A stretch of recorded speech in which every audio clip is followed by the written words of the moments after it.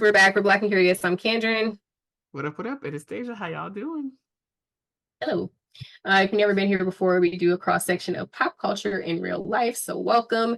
If that sounds interesting to you, go ahead and subscribe to our channel and like this video in advance. Today we have Real Housewives of Potomac, and it's gonna be short because girl, they not doing that. My goddamn mess. So, in this week's chain of events, it was reported on TikTok. That's where I saw it first. That Gizelle has been ousted from first chair at the reunion. She has been We've replaced been by saying all Mia. season. We've been saying all season she ain't doing nothing, and we've been all.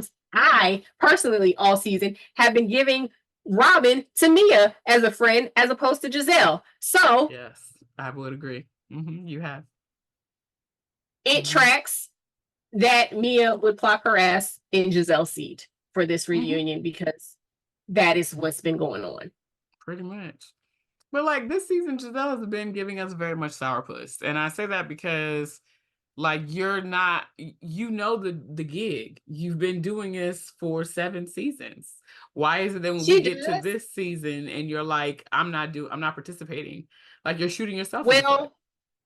Is she not participating or does she not have willing participants? I think she has to say that she's not participating to save face. But at the end of the day, I think if Candiace and Wendy were willing to go back and forth with her, she would be more than willing to go back and forth with them. But they have decided as a joint collective, the two of them, like we're friends. We can continue on without Gizelle and we're just going to do that. And we're just going to leave her off to the side. And that's what they've been doing. I mean, and this much is true. That I would agree with you on. But at the same time, and we're not here yet, but like when they had the opportunity, well, not they, when she had the opportunity to speak her mind about what she felt was happening when Candice and Wendy were trading faces back and forth while Gizelle was talking and they were at that dinner. Instead of her saying to them what she thought, she allowed Robin to be her mouthpiece, which is always the issue. And Karen pointed out to her because like Gizelle wanted to come and have a gripe with Karen about her basically being funny when she's in the group.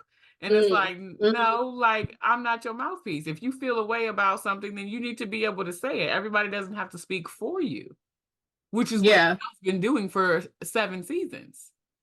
I don't know that Robin spoke.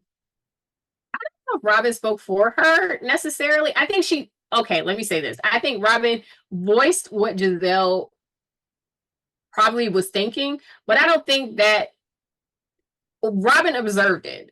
And to me, like, it's not like Robin went to the group and said it. Robin said it to Gizelle. To me, if I had seen that, I would have gone back to my friend and was like, did you catch that? Yeah. She brought it to the group once the group brought it to her because no, the group being Gizelle, Mia, and okay. Ashley. Understood. Yeah. Right. But when he came up and was like, well, what are y'all talking about? Basically, like she overheard them. Like, what are y'all talking about? And that's how we got back into the entire group. But for the most part, if I'm the friend, I'm also going to go to Gizelle and be like, girl, did you see that? I ain't like that. I ain't like that. Yeah, I mean, I'm not, but at the same time, considering the track record between Gizelle and Robin, it has always kind of happened this way. Yeah. Like people always end up speaking for Gizelle, and then Gizelle has whatever back and forth if she has one. 9 times out of 10, it's somebody else speaking on behalf of Gizelle. I think it's a little bit different when Gizelle is spreading the news around and like basically planting batteries in somebody's back versus somebody like observing for themselves what was happening at the table. And it was nasty. What Candice and Wendy were doing was gross. And I didn't like it. And you don't have to like Gizelle, but if she's talking about her daughter, the least you can do is be respectful enough, especially because neither of them have children of that age, and understanding that Grace is also making her own decision of where she wants to go to college. And like that part of that is Gizelle processing too. Like I'm sure Gizelle would have preferred her not to go to school in Florida or gone to FAMU or gone so far away. She probably would have preferred her to be right at Hampton where she graduated from. You know what I mean? Yeah. But it's like she's also processing a lot of this. And to take that dig at that moment and be sharing looks back and forth, it's just like, y'all don't have to do all that. Y'all don't have to do all that. She's talking about her child. I And just she I don't think they had to was. do all that. But I don't know that, because we've talked about this before when people try to make situations about the children and not about the individual who's having the conversation. I think that they were What making the faces because it was Gizelle who was talking and they were just kind of like, oh, please shut up. You know what I mean? But didn't have, she could have been talking about anything and they would have been making the faces. That's I the thing for agree, me. but I feel like for Wendy especially, like these people are Wendy. Like sometimes these people claim to have such like girl, govern yourself. Then you Yeah. know what I mean. Hmm. This woman is talking about her child leaving for college. You have children. You know that one day they will leave for college, and this is something that you're going to have to go through.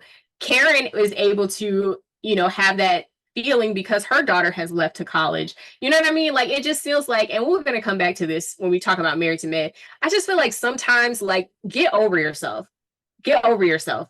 Yes, it's Yeah. Gizelle speaking, but she's speaking about something, especially from a parent, that is deeply moving. And like, if you don't like it, eat your food and shut up. You don't have to be shooting looks across the table at each other because she's running, like she's deigning to open her mouth at dinner. And somebody asked her a question. It wasn't even like she just brought it up out of nowhere. I think, who was it? Who was I it that think it asked her was the question? Kiearna. I It was think it either was the new Kierna girl. or Mia, maybe, that asked her, like, do you feel any sort of way about your daughter going to college in Florida? Like, Yeah. you know what I mean? It And just all the felt things that were going on down there. I yucky. think I want to say it was Yeah. Kiearna because she's an HBCU grad. Yeah, it just felt nasty. She did chime in and say that she was a proud HBCU grad, and so did Gizelle and all the things. And I feel like that's when it kind of warmed up, and Wendy was able to say, like, oh, I wouldn't send my kid to college down there. And it's like, well, it's not really your choice. You know what I mean? Like, it is, but it's not, because the kid's going to choose where they want to go. But I just didn't like it. I thought it was nasty. It was nasty. Um, Agreed. what else? The last thing, because we've kind of already talked through Mia basically becoming the new Gizelle. Yeah. Karen and Giselle's beef. We kind of talked through that too. But like, I'm so glad that Karen was like, no, we don't have any, like, because Gizelle at some point was like, oh, so we have beef now. And Karen was like, no, we don't have beef. But if you felt a certain way about what was said or what was not said, then you had plenty of space and opportunity to speak up for yourself. I don't need to do that for you. But the clips did show that Karen do be funny acting because she be saying all kinds of stuff about Gizelle when when she's Hmm. with Candiace and Wendy. So she's But I not mean, playing neutral. Like, but let's be for but real. Giselle does the same thing. So No, it's I'm not saying like, that she doesn't. This is not Giselle defense. It's just saying, like, come on, you do be talking kind of slick about her when you're not in her company, and y'all talk yeah. slick about each other. What So I it is. sorry, my bad. Go ahead. No, go ahead, finish. I was done. No, what I forgot to add to our outline was the quick back and forth between Kiearna and the new girl, the other new girl that has beef with Wendy. Oh, She's Nneka. so forgettable. I forgot her name. Yes, Nneka. That was Mm-hmm. funny to me because Nneka was not ready. You going back and forth with a Baltimore girl. She was going to fry you, literally, and did. I like Kieran. I like I like her Kierna. too. I do. I Oh, like her too. real quick, Gertie from Housewives of Miami, which I haven't been watching, I'm not caught up on, but she was on Carlos King's show and she had Mhm. opinions about Wendy and Nneka and basically how they kind of just let the game run on them. You know what I mean? Like, y'all supposed to come up here and act like y'all want to be a collective, y'all the Nigerian girlies. And Gertie was saying, me and Kiki, people trying to play her and Kiki against each other. And it's like, no, girl, we Haitians and we gonna stick together. I'm gonna stick beside her. Hello. So That's what they that should was have a did. it should have been, instead of doing all of this mess with the shrine in the temple and things. So And the gag is on that show, that's when we found out that Nneka was on another show that was being casted by yes, Carlos King and moved to the DMV to be on Real Housewives of Atlanta. So it's yeah, giving you were a fan of this show, like yeah, Sweet Tea and Married to Medicine. So we don't yes. have too much more to discuss on this. Y'all get down in the comments, let us know what you thought. Make sure you like, comment, and subscribe, and we'll see you in the next conversation. Bye, friends. Bye.